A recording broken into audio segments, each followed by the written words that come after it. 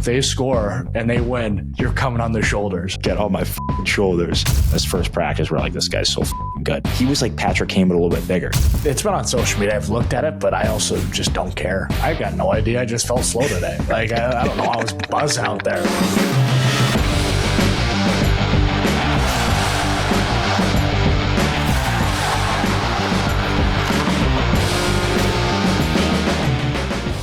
Ladies and gentlemen, boys and girls, welcome to Wingmen, your hookup to hockey. This episode is presented by Tax Act. Let's get them over with. We are your hosts. I'm Matthew Tkachuk. And I'm Brady Tkachuk. New episodes drop every Wednesday during the NHL season. Subscribe on YouTube and wherever you get your podcasts. And always follow the show on social media at Wingmen Pod. Matthew, what do we have coming up? We've got some crazy milestones around the league. We got our scrap science with a twist, and we've got some absolutely incredible fan voicemails today. Well, Brady, what a segment we have going on here. We've got the league lowdown, one of our favorites. I know it's one of yours, it's one of mine, it's one of everybody's. But on this week's league lowdown, we are going to discuss two of the best USA players of all time. One, Auston Matthews already, who's in the prime of his career. I cannot believe how many goals he has right now. But he's about to just broke Matt Sundin, who such a Leafs legend. What was it, 421 or 422 goals? 422 Just how goals. crazy is it at his age that he's able to do this right now? It's awesome. I mean, he did that in 664 games where Sundin, it took him 981 games. I just think it says a lot about Auston as a player in that market and performing the way that he is. And I thought it was unreal. Budweiser Canada setting the cans to everybody who's assisted on his goals. Like, that's pretty awesome. Like, that collection. You got a special connection to the Budweiser Canada going back to the Flames run. Tell the listeners a little bit about that, first of all. Yeah.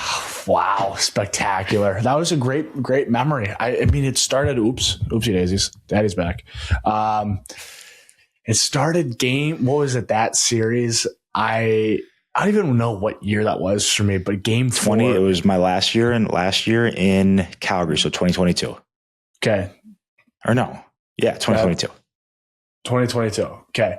So that was year 4 or 5. So, like, not a young buck anymore. Like, I'm getting there, but game 4 went to Dallas, and I think it was like a huge 4-1 win. And then game 5, and then you just got fucking crushed. Like, as annihilated as it gets. Like, we went to, I think it was the Rustic in Dallas or Katie's Trail Ice House, just sending it. Then we went to this Mexican restaurant, just margaritas were flowing. I at that time, I just couldn't do tequila, but just down the hatch, bon appetit. And then got to the game, just Michelob Ultras were being deleted. And then all of a sudden after the game, like, don't really, kind of just la land. All of a sudden, Chuck Liddell comes up and, like, taking a picture of him. And I'm just like, holy shit, like, this is nuts. Headlocking him. Yeah. And then had like a nightcap. Then all of a sudden the next morning, Em and I are flying to Napa for just like a little trip after the season. And we're supposed to meet a couple buddies for lunch. We're in a serious trouble the next morning. I couldn't get out of bed. Might have had there's no scaries. It's just completely stung. So I was like, it's just unbelievable how we're 3 or 4 minutes into this and we are already so sidetracked, but we are down a great path right now that we have to pick it up. We will get back to Auston in a second. We will get back to this is all about Budweiser Canada here. So I remember that game. Brady is so crushed. I'm like, all right, he brought the energy that we needed to tie the series. Brady, I need you in Calgary. If there's a game 7, I need you there. Sure enough, this motherfucker shows up day of the game, flies in, and he is on a mission to the point where, this was like the beginning of the next series, but I think, no, it was this game where they had you throw out the shirts at the red lot. I have to comment on that. And I'm coming in for the game, like, you know what? I'm going to save it for like the crowd. Cause like, you're catching some heat a little bit. You're in game 7, you haven't scored, but your team should be moving on. And like, we were first seed, and we haven't won a playoff series in however many years. So this was like the biggest game I played at this point. So I came in, I was like, there's going to be no negativity. Like I'm legit like positive vibes only, like positive vibes. I feel good about it. Like convincing myself and convincing like our whole family. And then all of a sudden I get thrown right before we get to the rink that, my dad's like, yeah, you're just going to do this quick little something, get the crowd, like whatever. I'm like, no, I'm not doing it. And then he was like, you can't not do it. I've already told them you're doing it. I'm like, why would you do that? Like, obviously, like I play for another team. I'm not going to go captain of another team. Yeah. Yeah. Like legit captain of another team. I'm not going to go hype up another city, another crowd. All of a sudden I'm out there. I just was like, well, I can't believe I'm doing this right now. I'm like so rattled, but I'm like, if I don't want to screw anybody that, dad put me in a bad spot. So did that. And then I'm like, you know what? I got to wash that down with just a couple beers. And all of a sudden, just after every goal, just of course going nuts because, want Matthew to do well. Then he tucked the second one. I think I gave just an absolute hardcore celly. And then I think at that time I had I don't know if it was Bud Light or Budweiser in my hands. And then, I scored second one, holding it. And then I was just like, all right, yeah, keep it going. Good vibes. And then you are that OT. What a goal by Johnny. And I've never been so excited in my life. I think I was telling a kid, was that the first overtime or second overtime? It was first, right? First overtime. You told the kid at the beginning that if we scored, I told him at the start. I told him at the start of overtime to this kid, down a row, a little to the side, that they score and they win, you're coming on their shoulders.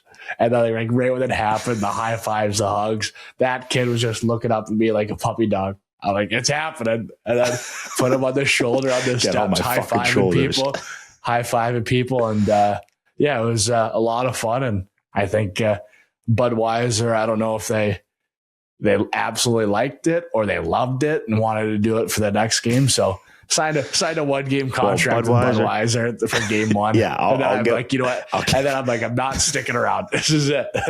I'm not. And then there's an option for an extra $10,000 to every time you guys score. And there's a goal light. I was like, imagine after every goal, you just see me with the goal light. And it was an 8-7 game. I'm like, no, it doesn't matter how much.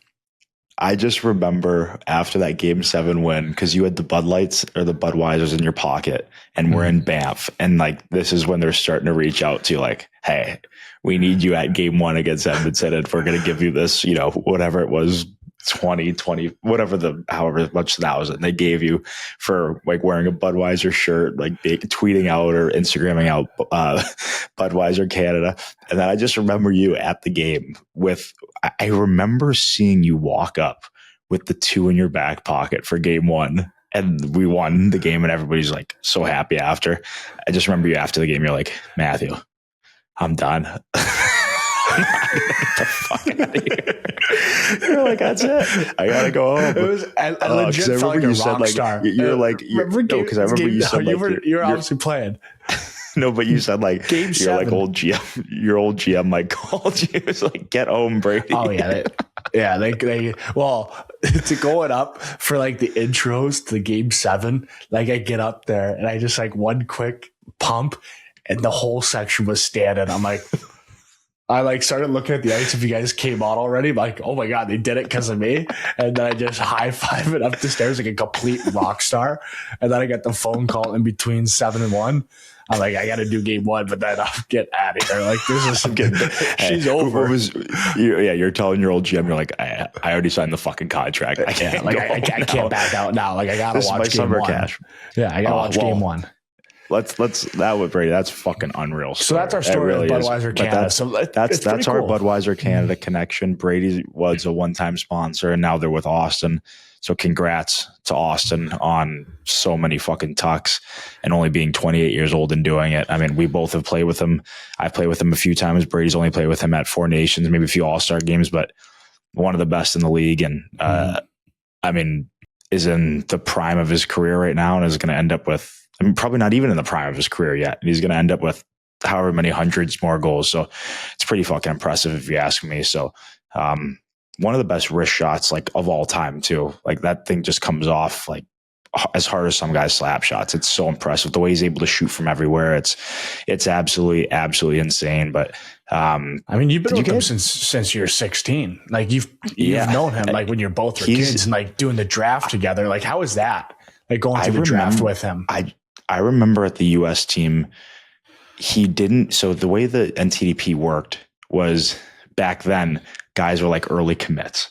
So like you were kind of signed on to be on the team already, even before that 40 camp. So we went to the under 40 camp and he wasn't signed. And there was only like a few spots left for guys to try out at the camp. And he was by far the best player at the camp, where I think before the last day, he signed his contract to go next year to the US team with us. And it was so unfortunate because we played an NA team. Respect the NA. We respect the NA. Yeah. But there was an NA team that we played in like an exhibition first game of the year or first or second game of the year. And he got a knee on knee and broke his femur. And we were all just so devastated because he was such a stud and such a great player. And just like you could tell he was our best player already. And like him going out was so bad. And then he came back, I remember, so quick. And when he first came back, scored like the first game, scored the second game. Like it's like he was playing the whole year with us and came back. And his first practice, we're like, this guy's so fucking good. But I remember back then it was his hands. Like his hands were insane. And just could stick handle in a phone booth and he was like Patrick Kane, but a little bit bigger. And then like his shot and then just the whole package. And now he's like a Selke guy. Like he just does it all. So very impressive, but he's been such an offensive weapon ever since a young age. And I remember me and him and a bunch of our guys on our team were watching Patrick Kane. We want to say congrats to Patrick Kane on 500 tucks. That's the other milestone we wanted to get to in this league lowdown. And I don't know, Brady, it's pretty insane too for him. Like I always thought he was like a pass first disher and playmaker, and just kind of a quiet 500 bingos for me, and probably another 100 in playoffs, 3 cups. Like, fuck, he's who we all dream about being as young Americans, as when we were young Americans. Like that was our guy. And it's just pretty cool that he's able to do that. One of our heroes. So I'm sure you want to say a few things about that. Yeah. Well, first, congrats. And he's still dancing. Played him the other night. Just so many subtle plays. I'm like, that is so nasty, but it's pretty cool. We all tried to be like him growing up. Like, but I to your point, I think it's like the biggest compliment to him is like you wouldn't probably expect him to have 500 goals. It's as quiet as 500, just unbelievable. Like to your point, like nasty disher, 500 tucks in the show, like that's the dream, and it's just so. Almost like didn't even see it coming. And then all of a sudden I saw it the other day. I'm like, holy shit, he's 2 away from 500. I'm like, wow, that's a lot of rips. So, I mean, amazing. Always, somebody you look up to every single time you play against him, and just be able to share the ice with him and be the 5th US born player since the big man in April of 2008. That's pretty cool as well. I remember Dad's 500th goal. It was like the last game of the season against Columbus, and that friggin' party that Mom threw like on out on a whim, like just that day when he landed, we had everybody, friends, family, honestly, like whoever was in town felt like they were over at the house that night. Because I don't think did they make playoffs that year? I can't remember. No, absolutely not. That was like their end of the year. But like now thinking about it, like how outrageous is that like. Mom must have been like, if you don't score tonight, we're gonna have a big fucking problem. she must have had this in the back room. Because like, remember how many people were at the airport? Like I know we had the 500. There's no way that happens that quick. Yeah, like that must have been some murmurs going on, and it was an empty netter too. PK, what the hell was he doing out there? He's like end of the year. He's like, just get her over for them, like getting 500. He probably walked into the meetings like this at the end of the year.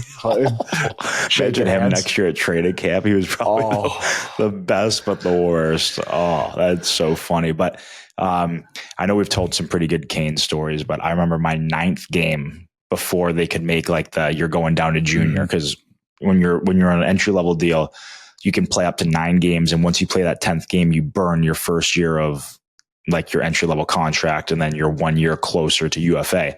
So a lot of teams, what they'll do is if you're like kind of like a borderline player, is they'll send you back to your junior team or wherever after 9th game. Anyways, I was scratched. I was in the doghouse a few games, so I was scratched a little bit, and then I played my 9th game in Chicago, and I'm like, "Fuck, Matthew! Like, this is your last chance. Like, play well, play well, play well, play well." And who am I matched up against pretty much the whole night?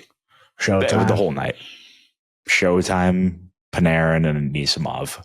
Oh, and yeah, that's these fun. guys absolutely just like didn't just take advantage of me being a horrible defensive player at the time and still not great, but like they were just going back, picking up the puck around their D, like weaving in and out, just giving goes. And I'm like, my head's just like snapping around doing this, just looking at the puck. It was like a scene out of a movie, honestly. So like, hey, that was working another on my neck after the period. My neck just snapping back and forth, looking at the puck. I have like the neck heater waiting in my stall when I get there after the first. That's honestly what it felt like. But obviously we've told it a bunch. But he's one of our favorites. Was and still kind of is. So it's pretty impressive. All right, we got a new segment. Not really new, but it's a new that we're going to talk about it. But one of my favorites, scrap science. Scrap science. It's just talked about just the ins and outs of, what it takes, fighting, positioning technique. We go over it all. But one of my favorite fights recently, it's got to be the Hershey Bears intermission. Quater, please roll the tape. That is unbelievable. Look at the bombs being thrown. Where are the coaches? Where are the parents? It's the jungle. This is what goes on in the jungle. I love the square up here by the hash marks. So coming, I think right now. I think 22 is in there. I like the goalie, man. The goalie just I like the two blockers. Blue guys that beat each other up. Here it is, the square up right there. The goalie. Oh my God. I've watched this 15,000 times. So many third man ends. Just everybody wants a piece. Do you think they did it before? They're like, all right, let's just screw the game. Let's just go beat each other up. This was staged. Dude, back to his Tendy's MVP. Back to the crease. That's unbelievable. That is why you wake up in the morning. That is why we wake up in the morning and want to be hockey players when we were kids for that moment. Like that, I almost want to go back in time and be those kids right now. They look like they have the time of their lives. You think it was staged? You think they're in the locker room? You think the coaches are part of it too? Him. Like let the coaches let the kids go. Let them go. let them go. Like Herb, like usually Herb Miracle, like that. You have the game presentations people. You got coaches on the ice keeping things in order. There was nobody out there. It was game on. Hey, the kids are policing themselves. Yeah, I respect the goalie. I love the goalie. Probably was bagged after going up and probably down. Like an older brother too. They just put in that, an older brother, just not even on the TV, just wanted to fucking fight some kids. That is awesome. I mean, let's give a shout out to those kids. We don't know what team they are. We don't know any of their names. We've just seen it all over social media, and those kids are complete legends. And that is like, I mean, young parents are probably watching that and thinking like, if this is youth hockey, I don't want my kids in it. You want your kids in it because those kids are having the fucking time of their lives right there. They're talking about it right now. They're talking about it at school. They're talking about it everywhere. They're getting the chicks at school. They're showing the videos. Yeah. Like this is. Oh yeah. This is. That was the goalie. Like, look what I did. They're all saying they're the goalie. MVP. It's fucking unbelievable, but I'm jealous of those kids. I wish I saw it in person, but those kids, yeah, they're having the time of their lives up there, so it's super fun. But let's move on to some National League scraps. We've got I don't know if this is real or not, but it's on Instagram, so it's got to be real. But Matthew Olivier, 21-0 in the last 2 years fighting. Who votes on this, by the way? Like the fans, like hockey fights and shit? I think you have it on hockey fights. I think you can get an account, and do you think vote. Or you know? I actually don't know for sure. I assume because I have that question like who votes on the fights? Like, could it be? Speaking of votes, what do you think? What do you think your record is in your career in fights? How many fights you've had? Quater, can you come in? Stat guy Quater. Stat dialed guy. in. I feel like you know this. Yeah, so all of the 21-0 is from hockey fights, and I have an account now since. So you can't have an account and yes, that's so sick. you can vote, and so what I did is I went through all of the fights that were listed in the fights you had in the National League. Matthew, you had one in the O that they had on there that I watched. Yeah, And- Sarnia Sting. That was a fucking brawl. That was a brawl. Too. That was nuts. I've never been more fired up.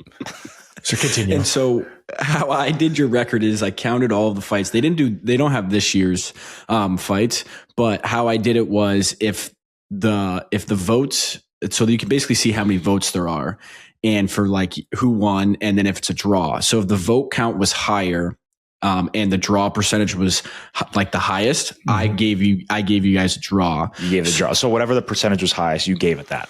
Yes. Gotcha. And so do you guys have any guesses?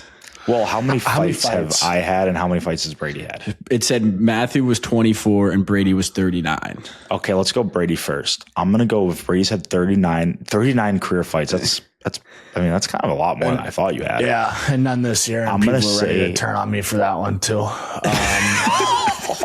They're fucking, fuck it, for sure. Forgot- They're going back to their forgot old missed votes. 6 weeks. They used to Yeah. vote. Hey, they used to vote yes. Now they're like changing it to no. Like, this guy's a fucking loser. Fuck them. But I would say 39 fights. I'm going to say you're 30-9 to make it easy.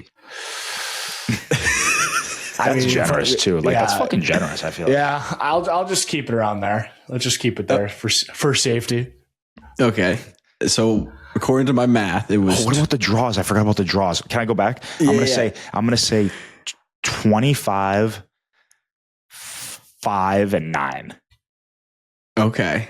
So I think you've had a couple more percentage draws because people, even though you think they won, they're gonna be like, "Fuck this guy, I'll give him a draw."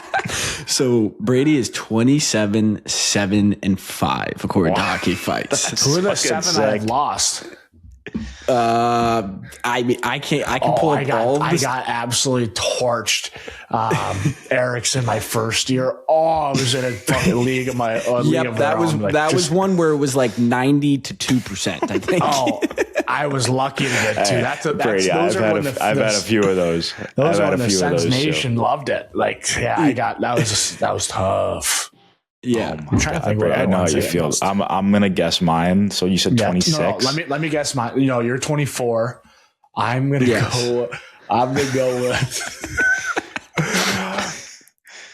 24.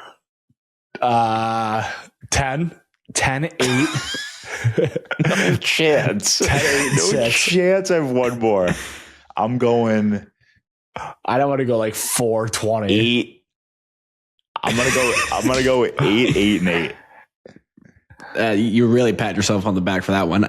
9, 14, and 1. You had one draw according to it. Just tit for tat. That's either And a lot of these fights were in getting Calgary, so it was just like people were like, "Fuck this guy, he lost."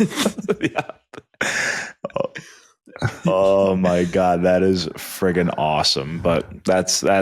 I mean, let's just go back to Olivier and the fact that he's way tougher than we are, but like 21-0, like And that's not just the even one past draw. that's the past 2 seasons, so that's not all of the fights. But like, what about that fight against Reeves? Like that was a.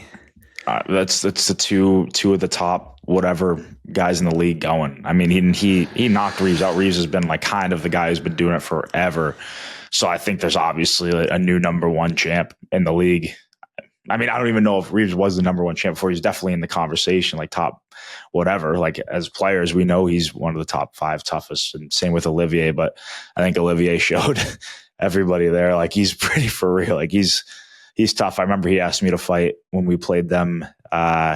We played them in Nashville. Yeah, like second to last game before we were going to play them in playoffs. There was like Borowiecki fought Lucic, Gabranson fought Jeannot. And then it was like a chippy game. I like slashed Duchesne in the face, and then Jeannot came up and then Olivier came up and fought me. And like, we didn't know anything about him at the time. He was just like a bigger guy. So I'm like, I've never heard of him. Like, there were a little part of my head was like, I could go. I'm like, fuck, we might play him in playoffs. Like, I'm not going to back down.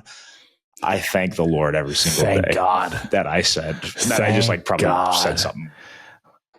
Said like some jerk to him instead of fight. I'm like, I swear, I thought every time I see him fight, I'm like, Matthew, like, thank the Lord. Oh man, yeah, you'd be out like a light bulb. Fuck, like you'd be still sleeping. Be like, hey brother, I'm just checking in on you.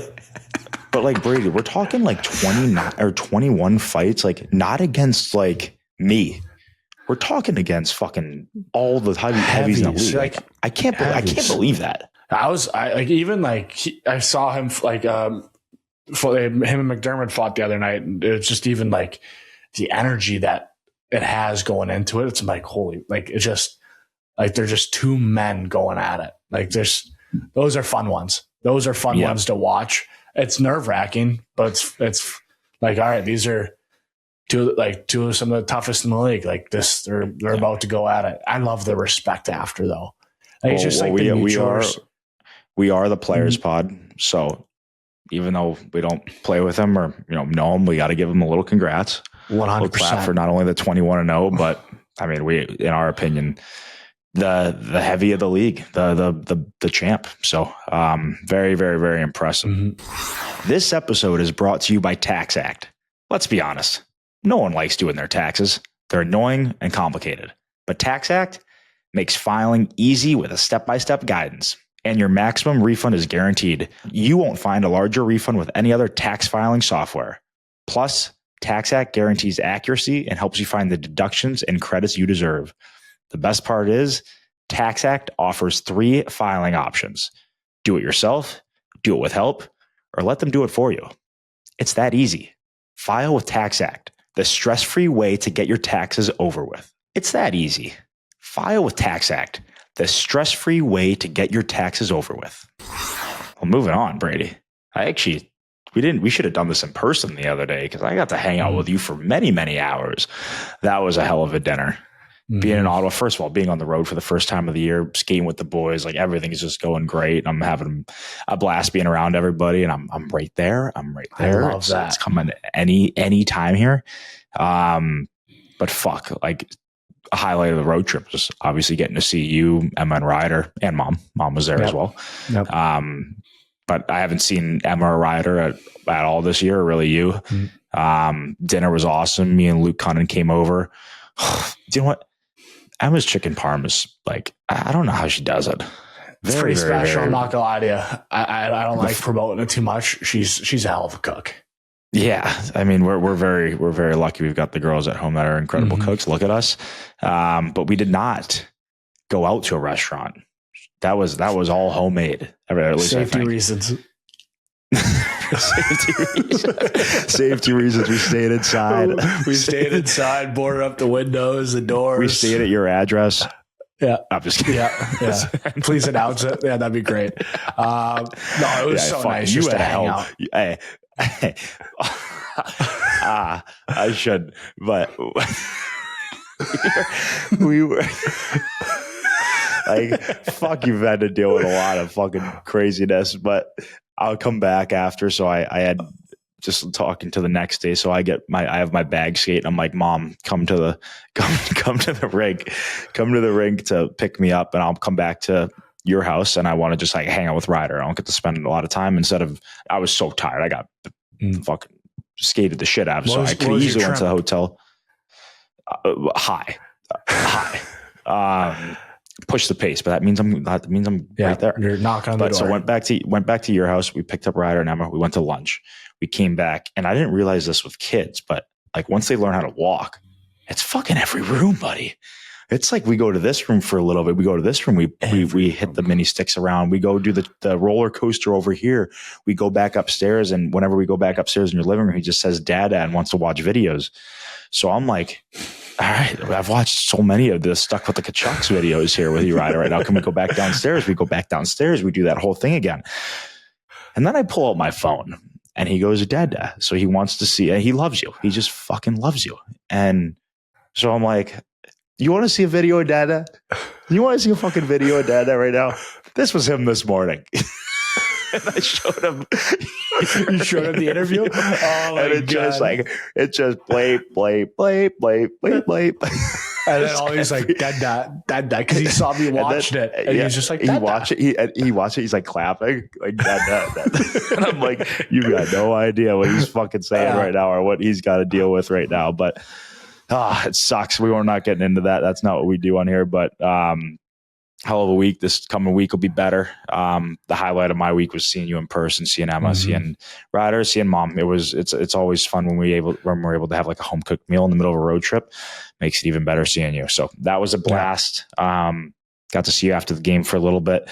Kind of tell the listeners, like, not just for like me and you, but like when you play against somebody on another team that you know after a game, like what, like, you got to explain how you kind of just like meet in that area in the middle of the locker rooms. Like everybody's kind of like partnering up, talking to a guy they play with or no. Like kind of explain that for people that I probably think it's crazy that we go to battle and try to kill each other during games. And then we're, shooting the shit after.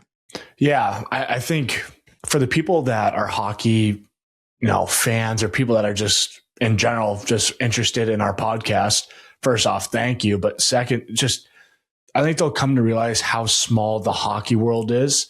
And, usually every game there's somebody from, my team and the other team that have a connection somehow. So, the other day we played Utah and, we played with Clayton Keller growing up. So, and then Tim Stutzel and that Paterka, both German, played together, World Junior, stuff like that. So you just have like random connections with players across the league. And usually how it works is there's how the rink is set up, that there's an away rink here or away room here and a home room here, and then there's like kind of space in the middle for each rink's different. So some have restaurants, some just have an empty space and stuff like that, and that's usually where you meet those guys from the other teams, kind of right in the middle. So the way it works in Ottawa, it's just like a big corridor, I'd say. And then, it's like the home, like a big corridor away. And then like, there's like the family setup on this side. So, for when Matthew comes in town, and it's kind of the same thing in Florida too, that we just kind of meet right in the middle.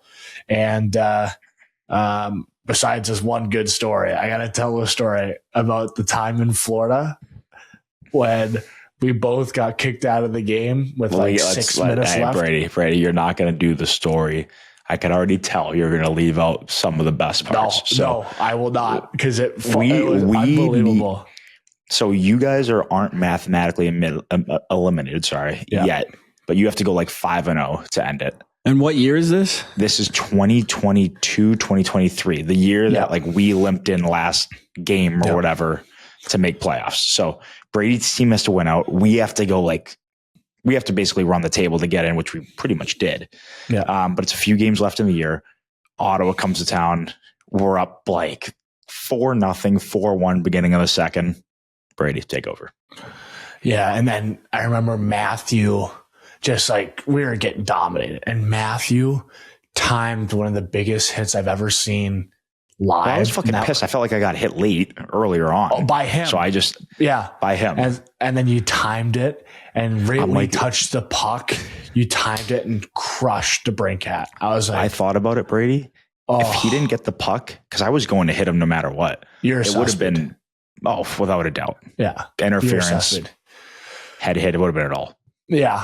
So, and then like, obviously like being the captain, like this is one of the biggest hits I've ever seen. I'm like, somebody's got to answer the bell, but I'm like, I can't answer the bell to him because he's my brother. Like, we're never going to fight. So I'm like, I'm not going to like do this. But then like, I think it was Jake Sanderson's first year, and like grabbed Matthew, and like no punches were thrown. And I remember Sandy after the game, side note, was like, just give me the 5 next time. Just give me the 5. I need my first one under my belt. But then I remember I just was so pissed. And then we were down like 6-1 or 6-0. Like our season's basically over. And I remember there was a scrum, and then like Drake fought Matthew. Because I was in the fucking scrum. It was you ran the goalie. Drake fought Matthew, and I was like I got to fight at some point. Like, I know I can't fight him, but I got to fight somebody. And then I was like, I realized this was, I think, in the second period. Like, there's a lot of time still left in the game, and it was like this. But what fans fans don't get is if there's one fight going on and a second fight during that time, doesn't matter what happened. Those two guys are kicked out. Yeah.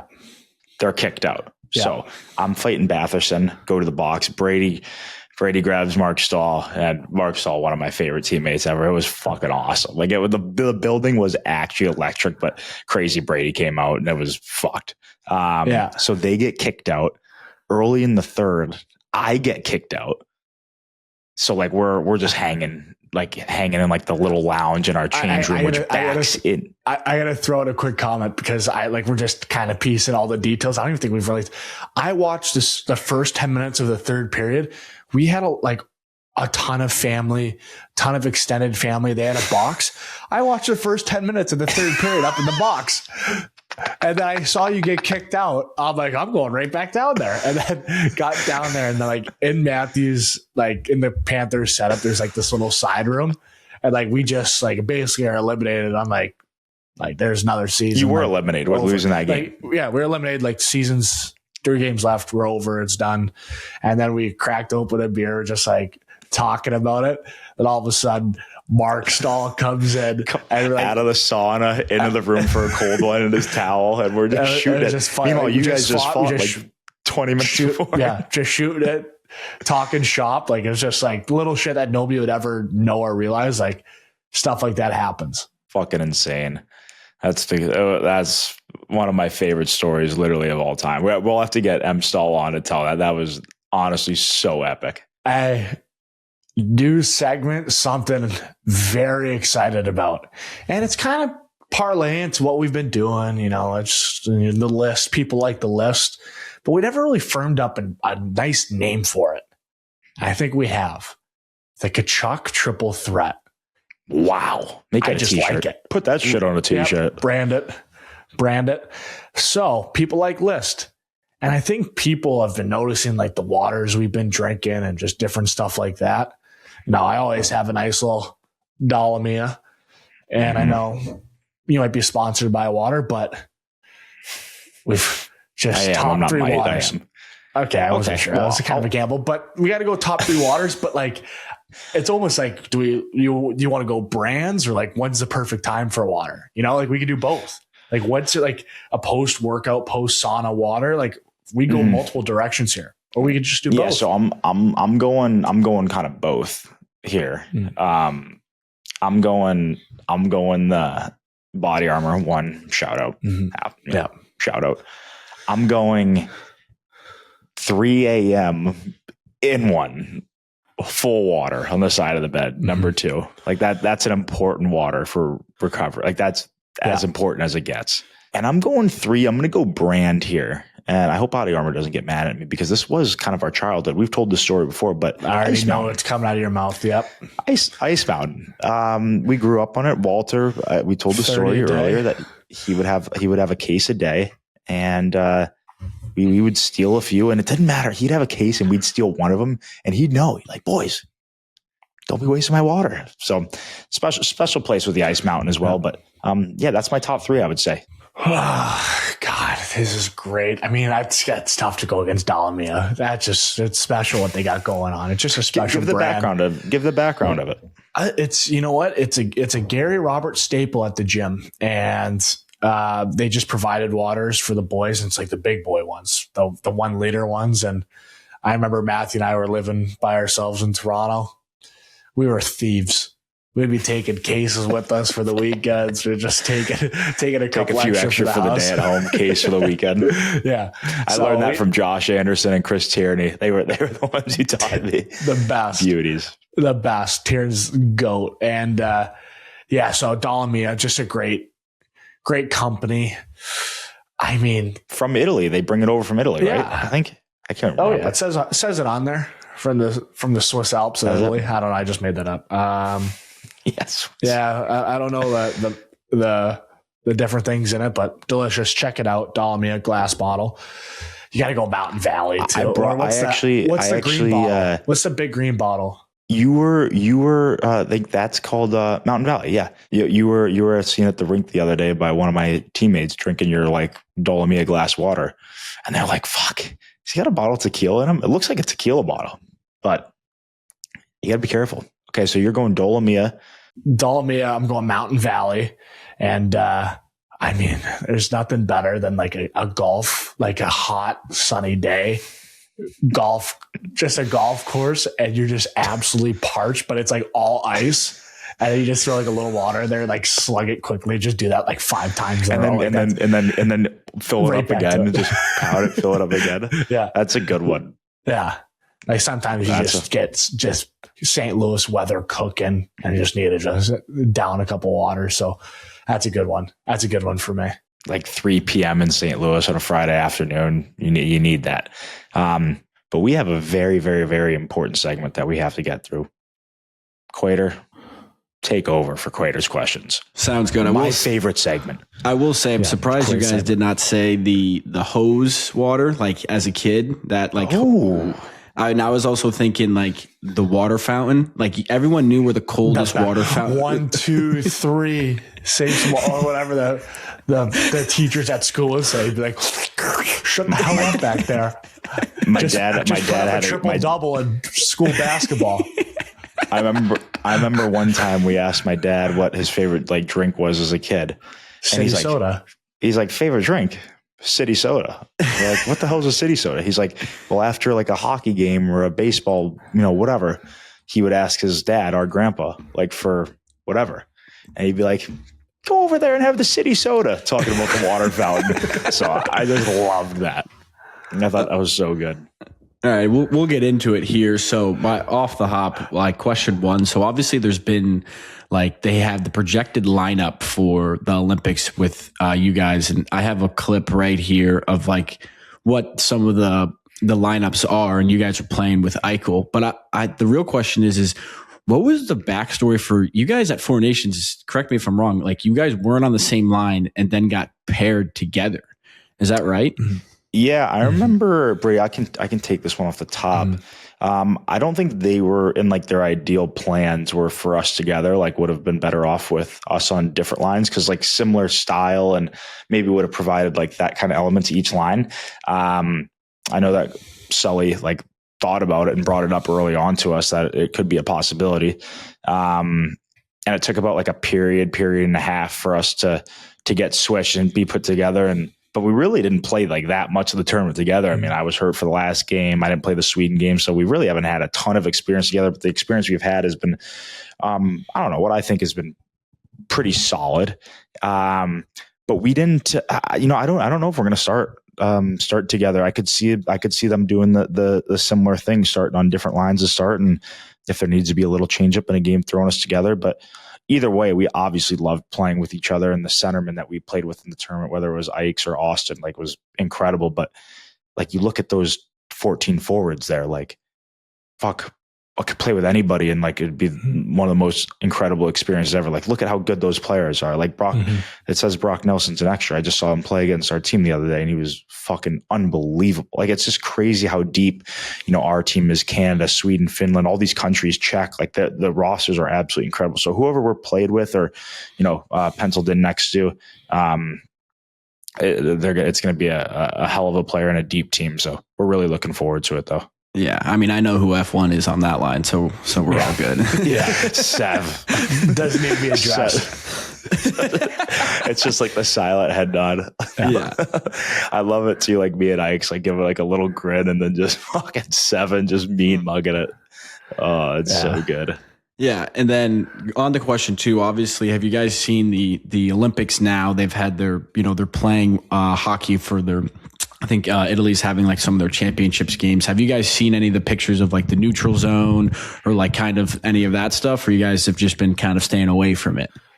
I mean, it's been on social media. I've looked at it, but I also just don't care. Like, just like it could be whatever it is. Like it's at the end of the day, it's the Olympics. Like I know for me, like my personality, like no matter where we go, and plus I'm just so dumb and naive that I'm like, oh, how is the ice at this rink? I'm like, I've got no idea. I just felt slow today. Like, I don't know. I was buzzing out there. Like that shit doesn't like ever bother me either, where it's like, it's the same thing. If the neutral zone's small, be like, all right, that's less ground to work with. Like more time or quicker to get to the O zone, quicker back checks to get to the D zone. Like it's just like, it's stuff like that where like, I don't care, just to have the opportunity to be in the Olympics is really all I know and we care about. I noticed too, Brady, I think this is going to help too, what people aren't like talking about, but a lot of the rinks that we play on, they're like flipping it for a basketball game or for a concert or just shit throughout the year. And like some of the rinks with what they call the worst ice. And this is what people say. I'm with you. I can't tell if a rink has good ice, bad ice, good boards, whatever. It's hot, it's cold. Like I'm just there to play fucking hockey. Like that's it. But like you notice like your Boston Garden, your MSG, your rink in Toronto, your Edmonton, surprisingly at that time of year was a little like softer, and then Florida, they're not really like flipping it for stuff all the time. And the rink is so cold. That's the one rink I noticed where it's like way colder than others. So the ice, I guess, is like really good compared to other rinks. And people are kind of shocked to hear that because it's down in Florida. But what I'm getting at is like at the Olympics, I know there's like one game after another, but the ice is staying. So I think that's going to help, keep it good, keep it fresh. And I think that from what I've heard, we're going to be very happy with it. So it's all great. Yeah. I mean, I'm just sick of the narrative of people like beating the dead horse of like, what a joke this is. I'm like, can we just stay positive here? Like, I want to see these people play. I want to see you guys play in the Olympics. I don't care. What's up with like people just being negative? Like, fuck off. Like, just 2026. Be happy. Be happy. Just be happy. But like, we're psyched. We're so pumped for this. Like, I think it's almost like people like these Twitter trolls that aren't on the team. They are maybe they're jealous and they don't want us to live out our dream there. I don't know. We'll never know. Wow. Let's just drop the mics right now. Yeah, it's pissing me off though. It's like fuck. Like we're just like, enjoy it. Just life. The rink is there. Let's enjoy it. Best on best. Experience life once. Just have fun with it. Hey, now we get philosophical on us right now. Let's just enjoy life. What it has to offer. I saw McKinnon the other day, a clip of him talking on Spit and Chicklets, and he was saying like he doesn't care, like just so excited to go there. Like this is what it's all about. This is what we've been waiting on. So same thing from us. Yeah. And so I'm gonna throw a little curveball at you. So UFC fighter Islam Makhachev was seen playing wrestle ball. Nails. I'll roll the clip for you guys, and I want to hear your thoughts on this.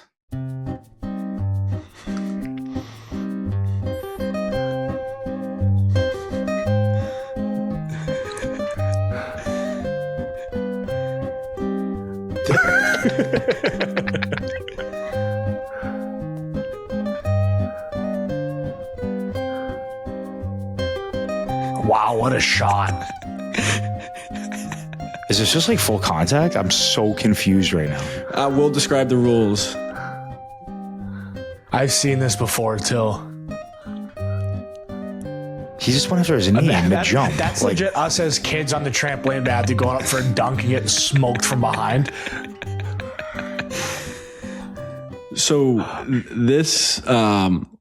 this is called wrestle ball. So it combines basketball, rugby, wrestling, where the goal is to score in the hoop, but players can tackle the ball carrier and perform wrestling moves like suplexes, especially if they remove their shirt. Like I assume that's the jersey. And the key rules involve no dribbling, carrying rugby style, tackling only the ball carrier, and scoring via shots or dunks is 1 to 3 points. And how it starts is a wrestling match in the beginning. There's no like jump ball. It's a wrestling match. So I'm curious, taps out has to like they get the ball, the other team. Yeah, pretty much. So I'm wondering like would you guys be like if you guys were like sign up for that, how well would you guys do?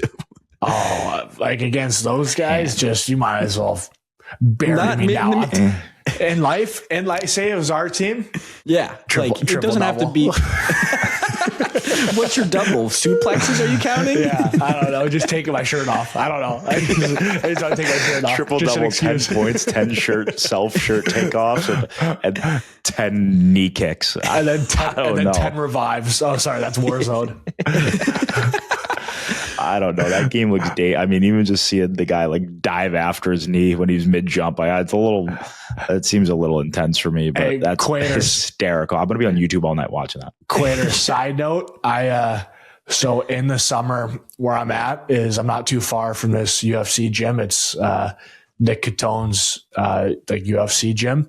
And he's a former UFC fighter. We go to the same church. So started to get to know him over the last couple years, and he hosts the Dagestani. So before Islam's fight this year, he goes to the gym not far from the house, their whole camp.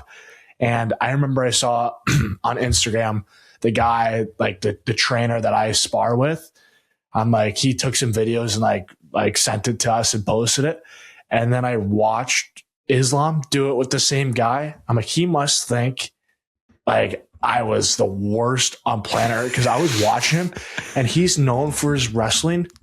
Some of the most beautiful striking that I've ever seen. I'm like, striking. Holy cow, could he throw his paws? Like, he's the best wrestler in the world, but he can throw them. I'm like, that was pretty cool to see that. I'm like, pretty sweet. I'm like, then when you throw the wrestle ball, I'm like, he doesn't know yet. We go to the same gym. Yeah. That's crazy, because those guys are just a different breed. But those are the questions for me. Now we're going to bring it over to some voicemail questions from the fans, as you guys always love. So here we got this one. Bob from Ottawa. Fuck you, Brady. I know where you live. Oh, that'd be devastating. Hey, Brady and Matthew. Me and my friend had a good debate question for you guys, and we want to hear your answers. We were thinking, what food could you eat the most of, like volume-wise, like that would take up the most room? I think this is a good question for you guys, because honestly, me and my friend couldn't settle on a good answer. Hopefully this gets on the podcast. Have a good day. Oof, so it's got to be something like light enough where it's not like just so heavy and filling. Like you can't do pasta, or you can't do pizza, or something like my carb. first instinct, popcorn. I could delete a popcorn with the best of them. Wow, I didn't even think of that. That's a fucking hell of an answer, Brady. Yeah, that's definitely what I would probably. I mean, my first thing that came to my mind was bacon. Yeah, it's like skinny strips, and I could, to use your terminology, I could delete fucking a pack. Fucking right now. What about like barbecue chips, like baked barbecue lays? Remember those from back in the day? Like what if you had to pick like a meal though, or like one thing? Like, are you saying like one like hard, like a piece of steak, like just for example, like something or like that? A chicken cutlet? Like how many chicken cutlets can you eat? Yeah, but I can't eat a lot of those. Chicken cutlets. Yeah, but Brady, you can't eat 10 of those. You can't eat 10 of those. What's my time frame? And like you can't eat 10 scoops ice cream. I know I'm locked in for 5 of hers. Like I can have 5. Fuck, that's so hard, man. Like if how many slices of pizza could you eat? I can't do maybe sauce. Like half a large. Yeah, like if I'm really like if I'm in one too, like hungry eating. That's too hard. It's hard because like I'm thinking like, ice cream, but I just want to throw up at the end. Okay, not to change this a little bit, but my favorite food, steak. Oh, do you know what I can? That's like a little carby. Sushi, salmon oshi roll from Miku. Goat. That's what it is. That's what I can do. Salmon oshi roll from Miku. I can eat the most of. Yeah, I can have 30 of those. Yeah, 3 of those. Are you kidding me? Easily. So that would be my answer. But I want to change this a little bit while we have a little bit of time on this topic. But quickly, what is the most? I need both your answers. What is the most ounces at a steak that you think you can eat? I just ate a 23-ounce porterhouse last Saturday. Light work. So I could probably. I think maybe what's maybe like over at least 64 ounces. That's the most. Like if you double that's like I don't think I could have a 64-ounce steak in one sitting. The porterhouse that you had, there's that bone. You got to think about that bone. It's probably like a 8-ounce bone. So you're having 16 ounce. I don't know. That's 64. I feel like I put a good dent in like a tomahawk before. But like I think one time I had like a 24-ounce cowboy ribeye, no bone, and I was fucked. Like sweats at night. The meat sweats, that's everything. The worst. So I would say like a non-bone, low 20s, and then with bone, I could probably get like a 36-ounce or porterhouse. I could probably that 24-ounce double cut cowboy from Nick and Sam's in Dallas. Oh. That's a good one. So nice. A baseball steak from the keg in Ottawa. I got to get some more voicemail questions. We got to get the people what they want. All right. We're going to do one more here. And I think this is a good one for you guys. Yeah. You guys will love this question. Hi, I'm Cooper. I am a 2014 from Michigan. I was just elected captain of my team, and I would like to know if you had any leadership advice for a young captain. Wow. Love the show. Thanks, guys. Love that. Coop is a legend. First of all, 2014, I know exactly what I was doing in 2014. I was slinging it. And Cape Breton, I think, for my U17 challenge. Or maybe 2014 would have been, U17 challenge there. That's insane. I'm going to let Brady take this one over as a fellow captain. Speaking of that, I drove by Carleton University when in Ottawa. Inside joke that we're not discuss. We'll talk about it on another pod. But Quater, remember, bring up Carleton University leadership on another episode, please. Okay, but, I'll write it down. But I'm gonna let Brady take this one over, Cooper. But keep plugging away. So 2024, you're 11 years old. You're probably in your Pee Wee Bantam years. Like, my only advice, and this is non-leadership, but like, if you ever watch The Office, the good old days, those are the good old days. So fucking please, sorry, I shouldn't swear to 11-year-old, but just please enjoy it. And there's some of your best friends for life. I know some of my best friends still come from my teams from then. So, and please enjoy it, please. Yeah, well, Coop, it's an honor to be answering this question for you, and it's an honor to be named team captain. Got to be a great kid to get that, and no, I just think for us is just to be who you are, and just for us it's just go out there and be the hardest worker and lead by example, and if you have a competition for how many pucks to shoot, you shoot the most amount of pucks and set the bar, set the standard for kids to look up to and follow. That that those kids could say that my captain's the hardest working captain in our league. So that's probably the advice I'd give to you. But congratulations, we're really happy for you, and good luck with the rest of the season. And he's got to throw a hell of a party for the boys as team captain. Yeah, it's a rookie party at Champs. Getting jacked up on Mountain Dew. Yeah. Rookie party for the 2014. At Champs, get a couple wings. That's awesome. So, that's all the voicemail questions. Keep submitting them. We love them. Please do it. If you don't know it, follow Quater Wingman, and the number is there. All right, Chuggy Bear. Like, legit one of the best segments of all time. Ever. Any show. Ever created. Wingman of the Week. Matthew, who do you got as this Wingman of the Week? Brady. I have a lot of hobbies. And I've been watching shit since the injury that I never knew I'd be watching. I've got interests outside of the game, other sports, college football, NFL, whatever. I am addicted to the darts PDC World Championship. My Wingman of the Week, Luke Littler, Luke the Nuke. I don't know what song he comes to. I think if somebody could show him, I think it's Titanium, and he's just like standing up there like the beast he is, and then he walks down. And I like him because he's kind of turned into the heel of darts. Like, he's like, the fans love him, but they hate him, and he's just the fucking best. But he was getting booed, and he's like, in his accent, he's like, they're booing, they pay my winnings for championship winnings. Like, he's fucked, and he's unreal. And I watched, I made Ellie and Taryn, they were actually at the house after the Winter Classic. We sat down and we watched him in the finals, and he put on a fucking clinic. 108. I love that. 100, the sides, the back, and people going nuts in their costumes. Like, the most fun thing. So Barkey got me into darts. We have a dartboard at the rink that we play like against each other. Not me and him, but like the whole team plays against each other like every day. It's like mandatory before you go on the ice. It's who you're playing against. There's some good games. There's some pretty intense games there, but nobody really watches it. But Cap watches it, and he had it on his phone. And I'm like, let's get it on the TV. So we started watching darts, and that energy in the building looks insane. Electric. Like, it looks like the most fun ever. There's pictures of beer everywhere. There's 180 signs. There's kids like all over the place. Luke the Nuke just chucking 180, giving like this one, looking at his like family. It was fucking unbelievable. But Luke the Nuke is my Wingman of the Week. I don't know when I'm going to be able to go to a darts world championship because I want to play hockey until I can't move anymore. There's But some maybe when I'm in New York, because maybe when I'm 50 years Anthony old, goes I'll go to New York. And no way.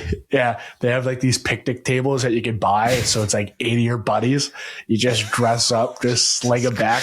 Like they sent me videos of them, like out of control, unbelievably fun. It looks like. So I think it goes every year. So Luke the Nuke, I'll do a jersey swap with you. I don't care, whatever it takes. You're my wingman of the week, buddy.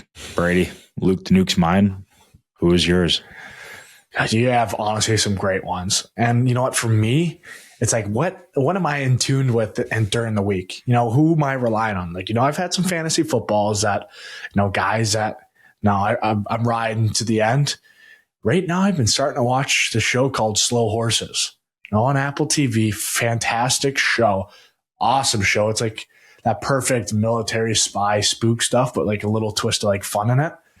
Like I'm this like guru of a TV show guy, but I've been enjoying it. I've been flying through it. And one of the best characters I think in TV is Gary Oldman. He plays Jackson Lamb in the show, is like the head of this slough house, this kind of group of misfits. And he makes me laugh every episode. So Gary Oldman is my number one. Fantastic actor. He's just in a lot of great films I didn't realize that I liked. You know, the Dark Knight series. He's the cop there, and I legit just went blank. Well, we never got your name. Like, we don't know who to thank. And he's like, Christian Bale, you know, fantastic actor himself, is like said something about the boy in the jacket, and then that's when Gary, good buddy Gary, clued in, and just a fantastic actor. So.